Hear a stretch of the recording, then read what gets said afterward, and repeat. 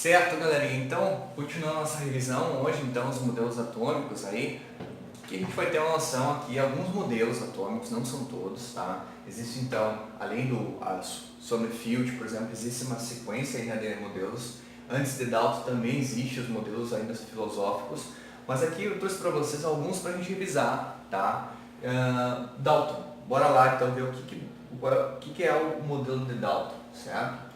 Dalton, ele propôs, então, a chamada de bola brilhar. Essa representação é uma imagem, então é uma representação de uma linguagem, do modelo de Dalton, em que ele acreditava que toda a matéria era formada por átomos esféricos, maciços, indivisíveis e indestrutíveis, tá? Além disso, esses átomos de um mesmo elemento químico eram idênticos em massa, tá? Depois, átomos de elementos diferentes possuíam massas diferentes, certo? E a matéria é constituída de pequenas partículas chamadas átomos. Então toda a matéria é constituída de átomos. Ele dizia que há elementos iguais, mesma massa, elementos diferentes, massas diferentes, certo? Aqui tem uma fotinha do Dalton, né? Pode abrir, certo?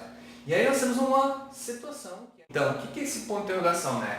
É que existe uma questão de refutação desse modelo, que era o seguinte: nos novos modelos vai-se então rever essa ideia da indivisibilidade do átomo, tá?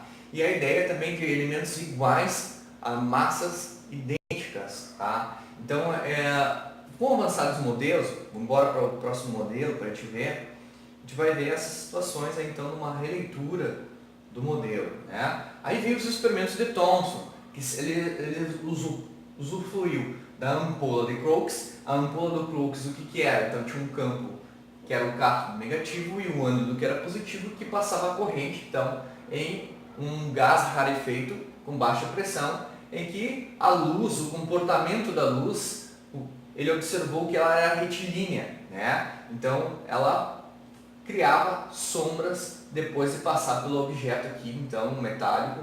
Então, os raios catódicos, quando incidem sobre o anteparo, produzem uma sombra na parede oposta do tubo, permitindo concluir que se propagam em linha reta. Esse é um dos comportamentos que ele identificou da luz.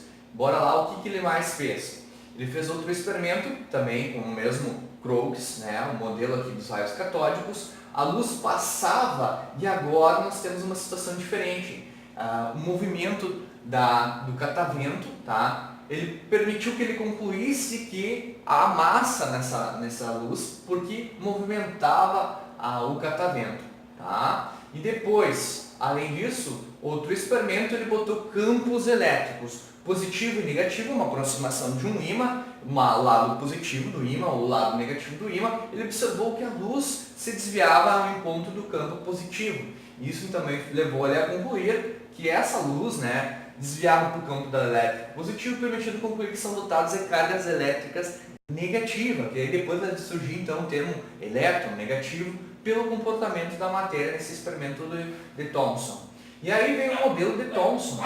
Nesse modelo de Thomson, né, o que a gente tem aqui? Nós temos aqui o Thomson, nós temos algumas conclusões a respeito dele. Primeiro, pudim de passas, né? Por que ele falava esse nome? Porque ele acreditava então que existiam cargas positivas incrustadas em torno de cargas negativas. Por isso que ele vai dizer o seguinte: aqui o somatório de cargas elétricas era nulo porque tinha a mesma quantidade de cargas positivas nesse modelo dele. Aqui representados, ele acreditava que era constituído de cargas elétricas negativas denominadas elétrons, tá? Estabilizado também pelas partículas positivas. A ordem de grandeza desse modelo, dessas partículas, era de 10 a menos 10. E os átomos não seriam partículas indivisíveis, tá? Agora então chegou uma nova leitura comparada a Dalton. Então agora ele diz que os átomos não são partículas indivisíveis. Bora lá. Agora chega então um novo modelo, né? Nós vamos avançando na questão de novas pesquisas, novas interpretações. Experimental. Ele pegou então uma caixa de chumbo e fez emissões de partículas de polônio, né? Essas partículas, essa luz do polônio tinha partículas alfa, E essas partículas alfas passavam por um material metálico, que era o ouro, uma fina camada de ouro, em que ele observou que parte dessa luz, antes de ele realizar esse experimento, ele acreditava que toda a luz passava sem sofrer desvios maiores do que 3 graus. Então os desvios eram menores do que 3 graus. Então toda a luz passava sem sofrer desvio no geral. E aí ele observou lá, tem um detalhe que ele fala para vocês, que essa placa tem sulfeto de zinco e nessa placa aqui, quando recebe a luz a luz alfa, o que vai acontecer? Ela vai fazer o fenômeno de fluorescência, tá? Então vai trazer da luz invisível para a luz visível e ele conseguia observar então os pontos onde estava se colidindo então essa luz. E aí o que ele queria? Ele acreditava que não ia sofrer desvios maiores que 3 graus, né? Retomando para vocês. Mas quando ele fez o experimento ele chegou à conclusão que, né, a maioria das partículas atravessa a lâmina de ouro. A trajetória de algumas partículas era desviada em ângulos muito superiores a 3 graus. Um número muito pequeno, tá? Muito pequeno, não está dizendo nulo, é muito pequeno, de partículas alfa refletia em ângulos de 180 graus, ou seja, não atravessavam o material. Então nessa representação aqui vocês vão ver, a maioria atravessava sem sofrer desvio, tá? Algumas sofriam desvios maiores de 3 graus e algumas partículas não passavam pelo material. Tá? Isso quer dizer o quê? É o comportamento, porque existe uma parte do átomo que tem massa significativa que fazia sofrer o desvio. Quando não passava nessa região, vocês vão ver quando a luz passava pela região onde não era o centro desse modelo, ela não sofria desvio. Ou seja, então nós temos aqui então um modelo planetário de Rutherford.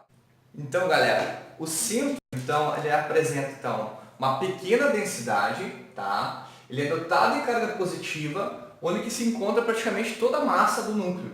E em torno dele eu vou ter a parte que é desprovida de massa, porque a massa relativa é 1 sobre 1836, onde se encontram os elétrons, que a gente chama essa região de eletrosfera, tá? Apresenta um diâmetro maior do que em relação ao núcleo, né? O diâmetro dele é muito maior. Aqui onde que se encontram os elétrons, aqui a matéria é formada por partículas com distribuição de massa desigual. Porque aqui tem mais concentrado a massa, aqui eu vou ter então uma dispersão menor de massa, certo? Bora lá! Comparando Thomson por Rutherford, vocês vão observar o seguinte, Thomson, pelo comportamento da matéria, ele acreditava que no modelo dele então não sofreria desvios. Já no modelo do Rutherford, por existir uma parte da matéria onde que tem um núcleo que é mais denso do átomo, a luz ao passar próximo do núcleo, acontecia desvios de maiores do que 3 graus ou refletia em ângulos de 180 graus. Tá? Existia uma falha no modelo de Rutherford. Essa falha a gente vai deixar para o próximo vídeo. Tá? Gostou? Dá uma curte aí. Tá? Até o próximo vídeo.